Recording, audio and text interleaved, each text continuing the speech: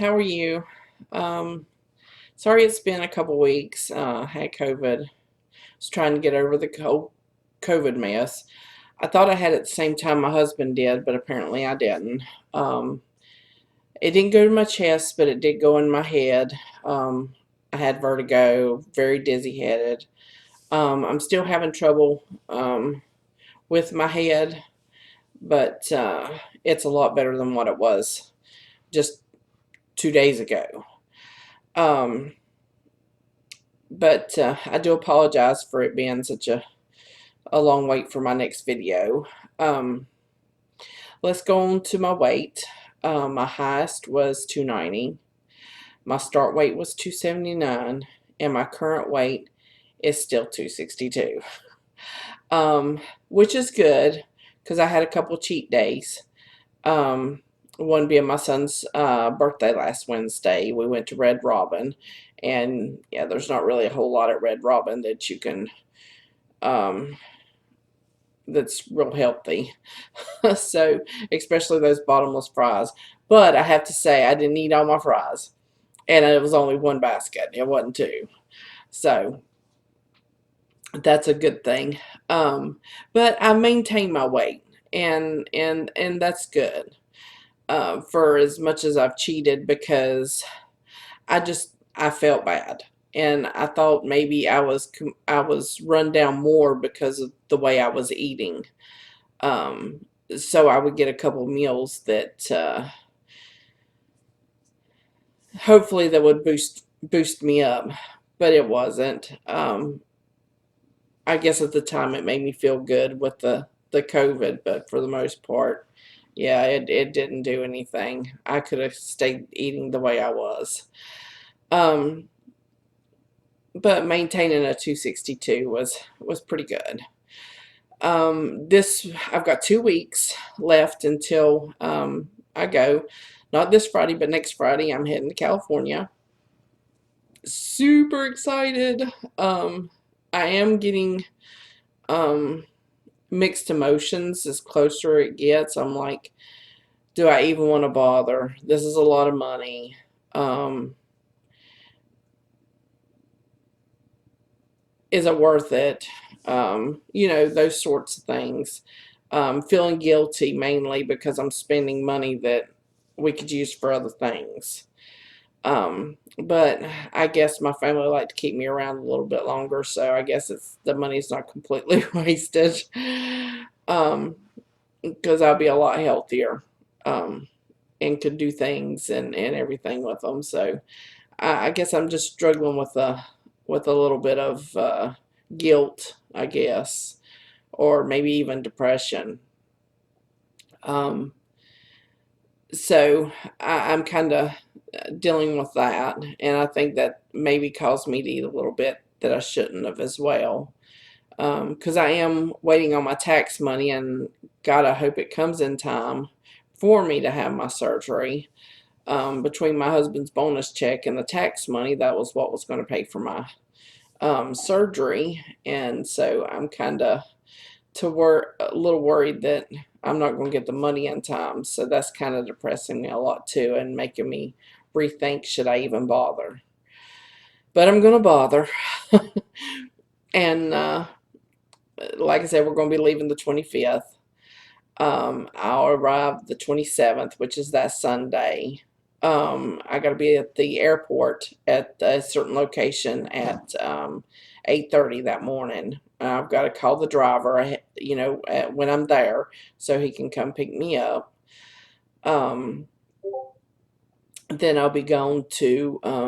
I'll go straight to the hospital, and my husband will go straight to the um, hotel that he'll be staying at. The reason we're splitting is because I'm gonna be going through a lot of lab work and chest X-ray and to see if I have COVID, and then getting me hooked up to an IV and stuff like that. So I go straight into the hospital Sunday. Then that morning, Monday morning, will be my surgery. So I'm excited. I'm not as excited as I was, but I'm hoping the closer that it gets, I will be, to be honest, when I get that money from the taxes, I think I'll be excited again. I'm just really super worried that we're not going to get it in time and I'm going to have to postpone my surgery date. So it's not something that is definite. I'll just probably have to pull it out another week or so. And then I'm worried that my husband won't get off of work to be able to take me. So that's another thing too. I got a lot of worries right now, and it's not good. um, but it's stupid worries. Um, the money that I'm going to have as well. I want to say a little bit on it. Um, from things that I've read and post, I'll go ahead and tell you, Dr. Almanzo is going to do my surgery in Tijuana, Mexico. The Facebook group that I'm in is a Dr. Almanzo Facebook group. It is not by him. The Facebook group is not by him by no means. It's by individuals that have had surgery done by Dr. Almanzo. It's a huge support group with lots of information, um, things that you're worried about or not sure. Um, you know, that's my go-to place. Mainly, I like looking at people's before and after pictures that they post, and I, I guess that's one thing that I'm excited for. I can't wait to post my before and after. Um, and then I'll tell my husband, I'm like, oh my God, she only had hers done 2 months or 3 months ago, and she's done look this different, and so um, it's a great site, especially if you're going to have Dr. Monzo do your surgery in Tijuana. Um, and as far as the money, it's going to be $6,500 for my surgery. I do get $300 off if I bring cash. Um, I'm gonna have different envelopes for different money situation, like one for the hospital. I'm gonna have another envelope for the drivers that take us to and from the airport to Tijuana, as well as my husband having tip money that goes from the hotel to the hospital each day. In other words, I figure $5 each way. That's $10, especially if he gets the same person. $20 to go to and from the airport. Because I don't have a lot of money, but I want to be able to tip something. And also, you should have 3 nurses that, and I've heard several people tip their nurses. So I'm going to set an envelope aside just for the 3 nurses for my stay there. Um, then my husband's hotel room, he can actually do it on a card, and our gas to and from will be on a card. So we also need to take some petty cash um, for him to use the vending machine or even the street vendors. Um, it's best to have cash when you go to the street vendors for souvenirs and stuff. Um, so that's kind of the what you need to do with money, I'm guessing. And I'm strictly going by what other people have said and done. I don't guess you necessarily need to tip anybody. But I think yeah, I will feel better if I did it. And I'm glad that I know other people has done it because it puts the idea in my head as well. Um, so next thing is I'm gonna start packing. I'm going to have 2 duffel bags. One is going to be my trip there and back. Um, the hotel stays, since it's going to take us 2 days to get there. I'll need, clothes to change and stuff for the two days that we're on the road and 2 days that we're on the road back. So, and I'll leave that in the vehicle when we park at the airport. Um, and then I have me a suitcase or duffel bag that's just going to be for my hospital stay. That way I'm not taking a bunch of stuff in. Um, Things that people have said and I've read up on that is really good to pack for your visit is a heating pad for one. In other words, that's the major thing. I have my heating pad right here. So I've got it ready to go. I am going to take a drop cord because I heard that the plug-ins were really far away.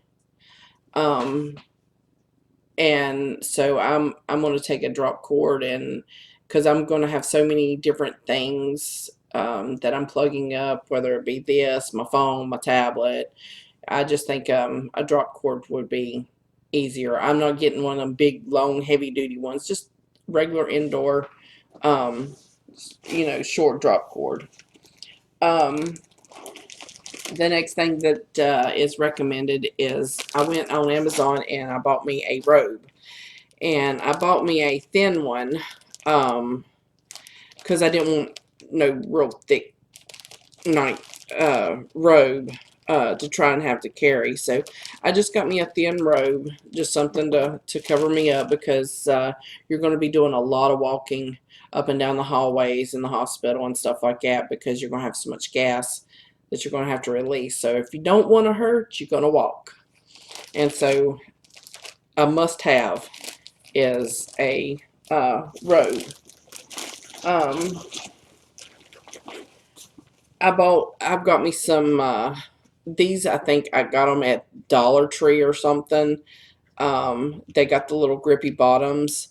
I'll probably use that to walk around the hospital with, or I wear flip-flops constantly, so I'll probably just put my flip-flops on. But I am going to take these grippy socks. Um, I'm funny when it comes to blankets. I mean, I've got a blanket that I'm going to take. It's not super thick, but it is long. It is I think it's a king size, but it's not real thick. That I'm going to take with me to go on my bed in case I get too cold. There's not enough cover. Somebody also recommended taking a pillow. I just don't think I'm going to go that far as to take a pillow. But by all means, take a pillow if it helps. I did buy this little bag. This is strictly my hospital bag.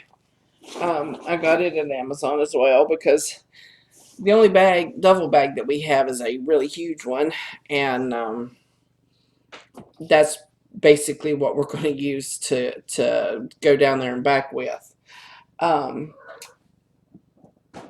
This is another thing.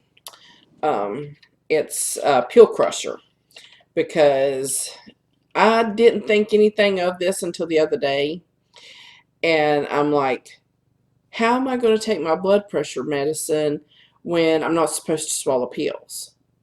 Or my cholesterol medicine, do I still take those? What do I do? So I researched, and they recommend a pill crusher because they don't want you swallowing whole pills. You need to go and look up your medication to make sure that you can crush it if it's able to be crushed, so you can take your medication.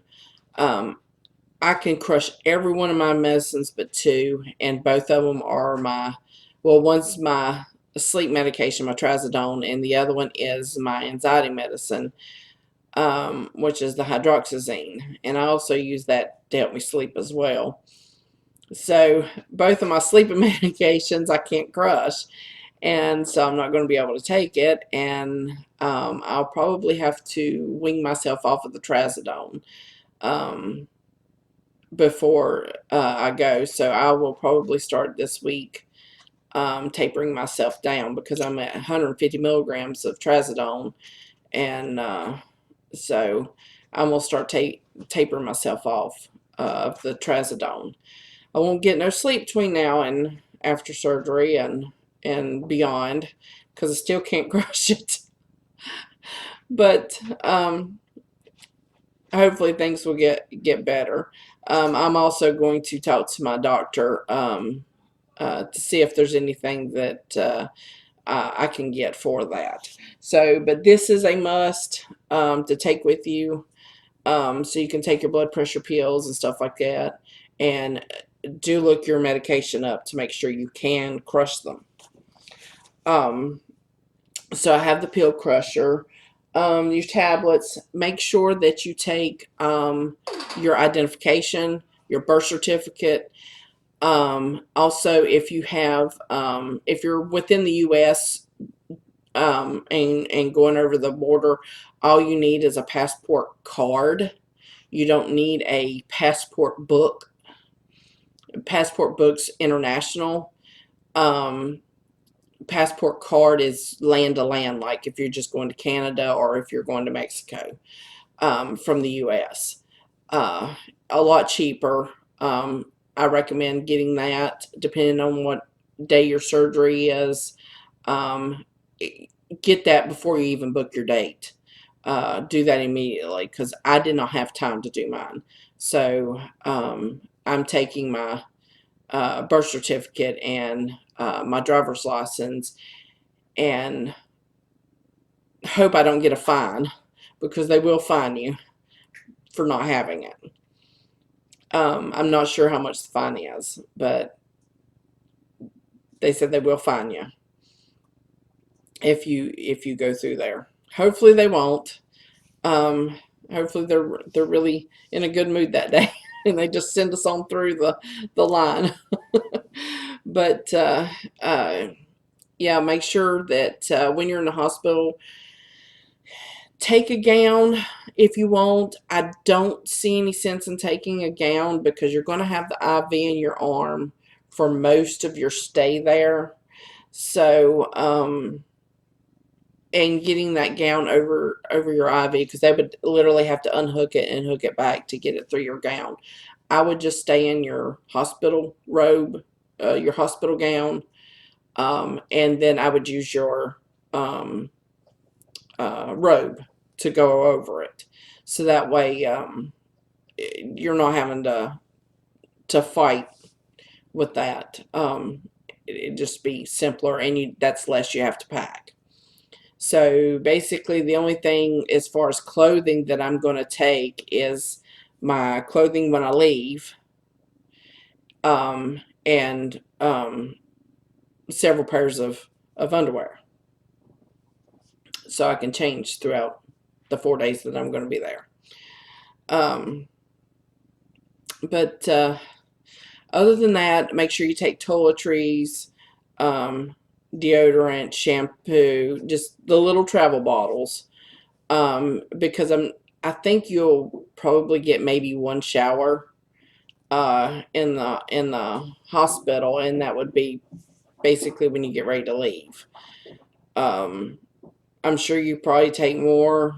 I don't know because of the wounds and stuff, but I've heard people that mention taking a shower as they get ready to leave that morning, and changing their dressing and putting fresh on for their trip. So and I'm pretty sure that you've got to change your dressing once a day. You've got to wash it with soap and water, and then new bandages on it. The reason why you can't, I don't think you can take a shower for the first couple days, is because you're going to have a tube, a draining tube run in, and it's going to be impossible to take a shower with a draining tube in. I could be completely wrong. Don't fuss at me. I'm speculating as much as the next person is.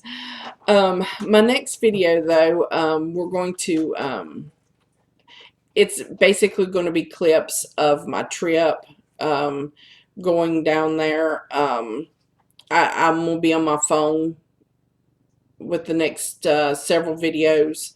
I'm going to try and get as much footage as I can of what I'm having to do at the hospital, um, and what I'm having to go through and stuff like that. So, um, the next video should be pretty exciting and a little more informative of exactly what's going on, because I'm nervous and excited and not sure myself, but uh, I will keep y'all posted and up to date as soon as I can. I'll take and do the videos and send them to my son and have him to put them on for everybody to see. And thank you for my show today, for being here and listen to me ramble on. And I will see y'all not this Friday, but next Friday as I'm heading to California. Talk to y'all later.